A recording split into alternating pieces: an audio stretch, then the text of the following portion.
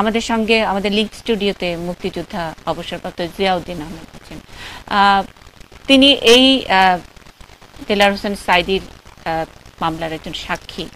আমরা একজন মুক্তিযোদ্ধার কাছে জানতে চাই, সাক্ষীর কাছে জানতে চাই আজকে যে মানুষগুলোর পক্ষ হয়ে তিনি সাক্ষী দিয়েছিলেন তাদের পক্ষ হয়ে আপনি কথা বলবেন জিয়া ভাই। দেখুন, ব্যাপারটা বিচার বিভাগের পরিপূর্ণ আওতার মধ্যে। বিচারে যে রায় হয়েছে তার বিরুদ্ধে কিংবা তার পক্ষে কথা বলার তেমন কিছুই থাকে না। চূড়ান্ত রায়টি এসছে। দেলোয়ার হোসেন সাঈদী আমাদের এলাকারই লোক। আমরা যে অঞ্চলে মুক্তিযুদ্ধ করেছি, পিরোজপুর থেকে শুরু করে সুন্দরবন পর্যন্ত, দেলোয়ার হোসেন সাঈদী ছিলেন পাড়ের হাটে তার বাড়ি, ইন্দুরকানি পাড়ের হাটে বাড়ি। সেখানে সে মুক্তিযুদ্ধের সময় মুক্তিযুদ্ধ বিপক্ষ শক্তির সাথে ছিল। তার ভূমিকা বিতর্কিত অবশ্যই, কিন্তু দুর্ভাগ্যজনক হচ্ছে যে 1972 সালে আমরা যখন দেলোয়ার হোসেন সাঈদীর মতো যারা রাজাকার ছিলেন এবং মানে মুক্তিযুদ্ধের বিরোধিতা করেছিল, তাদের মধ্যে দেলোয়ার হোসেন সাঈদীকে আমরা খুব একটা গুরুত্বপূর্ণ জায়গায় দেখিনি। আজকে আমাদের অঞ্চলের যিনি পার্লামেন্টের মেম্বার, এমপি,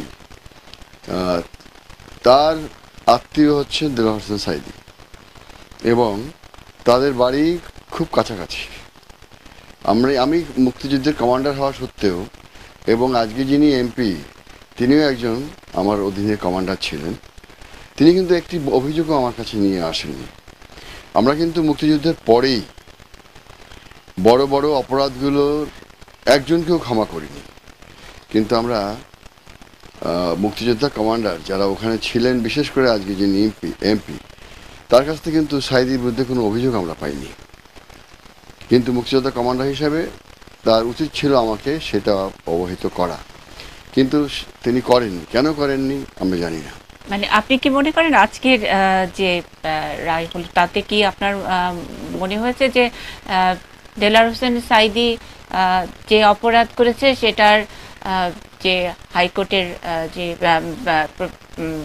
ট্রাইব্যুনালের যে রায়, সেটা থেকে এখন আপিল বিভাগে সে যেভাবে তাকে সাজা কমিয়ে দিল, সেটাই তার প্রাপ্য ছিল? না, এটা তো আমার মনে করার ব্যাপার না, এটা হচ্ছে বিচার বিভাগের ব্যাপার। আমরা যেটা মনে করি যে 72 সাল থেকে তার বিরুদ্ধে ওই অঞ্চলের মুক্তিযোদ্ধা কমান্ডার কিংবা অন্য যারা ছিলেন তারা কেউ বড় কোনো অভিযোগ নিয়ে আমার কাছে আসেননি। বড় অভিযোগে আমরা যাদেরকে পেয়েছি তাদেরকে আমি বিশেষ করে একটা দৃঢ় প্রতিজ্ঞ ছিলাম যে, মানে আপনি বড় অভিযোগ বলতে কি বুঝতে পারছেন? তাহলে বড় অভিযোগের তো বড় শাস্তি হবে। হ্যাঁ, বড় শাস্তি হবে, কিন্তু কেউ অভিযোগটা আমার কাছে নিয়ে আসেনি, অভিযোগটা করেনি। এবং যাদের করার কথা, মুক্তিযোদ্ধা কমান্ডারদের করার কথা, তারাও সেটা করেনি। কাজেই আমার পক্ষে এইটার জাজমেন্টের উপরে বক্তব্য রাখা কোনো, তার মানে ওখানকার ওই এলাকার মুক্তিযুদ্ধের যারা কমান্ডার তারা করেননি বলে কি শাস্তিটা হালকা হয়ে গেল? না, তারা করেননি। হ্যাঁ, সেটা কিছুটা হয়েছে, কারণ মুক্তিযুদ্ধের তাহলে সেটা দুর্বলতাটা কি? মানে দুর্বলতাটা আসলে কার? জি, কমান্ডারদের দুই একজন ট্রাইব্যুনালের সামনে যে সাক্ষী দিয়েছেন, আমরা যদি প্রসিকিউশনের কাছে তার নথিপত্র নেই, দেখা যাবে যে তারা খুব সুকৌশলে দেলোয়ার হোসেন সাঈদীর বিরুদ্ধের অভিযোগগুলো এড়িয়ে গেছে। অথচ আমার সাক্ষীটা হয়েছে লিখিত। প্রসিকিউশনের যিনি চিফ ছিলেন তিনি আমাকে বলছেন যে কাঠগড়ায় দাঁড়াতে হবে না, আপনি লিখিত সাক্ষী দিলে লিখিত সাক্ষীটাই আপনার ট্রাইব্যুনাল গ্রহণ করবে। মানে আপনি কি মনে করেন আপনার লিখিত সাক্ষীটা অনেক যথেষ্টই শক্ত ছিল এবং সেটার পরিপ্রেক্ষিতে যে ট্রাইব্যুনাল? আমি খুব স্পষ্ট সত্য কথাগুলো বলেছি। দেলোয়ার হোসেন সাঈদী রাজাকার হিসেবে তার নাম লিখিয়েছে। ওখানে একটা অদ্ভুত প্রক্রিয়া ছিল, সেটার নাম ছিল পাঁচ তহবিল। লুণ্ঠিত মালামাল এই পাঁচ তহবিলে জমা হতো এবং যারা ওখানে মানে বিশিষ্ট রাজাকার ছিল, যেমন দানেশ মোল্লা, মোসলেম উদ্দিন, তারপরে আরও দু একজন, তাদের আমরা যেটা পেয়েছি যে তারা দেলোয়ার হোসেন সাঈদীর উপরই এই পাঁচ তহবিলের দায়িত্বটি দিয়েছিল।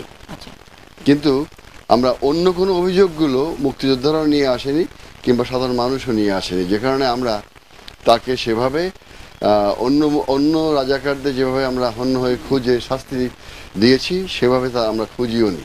তার মানে ট্রাইব্যুনালে যে সর্বোচ্চ শাস্তি হয়েছিল সেটাও তো তাহলে আপনার কথা মনে হচ্ছে যে লঘু পাপে গুরু শাস্তি, এরকম কি? না, সেটা তো আমি নির্ধারণ করে উত্তর দেব না, কারণ আমি সঠিকভাবেই আমি লিখিত সাক্ষীতে বলেছি যে রাজাকার হিসেবে তার ভূমিকা ছিল, তবে আমরা তার বিরুদ্ধে মুক্তিযোদ্ধা ওই অঞ্চলের কমান্ডারদের কাছ থেকে কোনো বড় অভিযোগ পাইনি তখন। আমি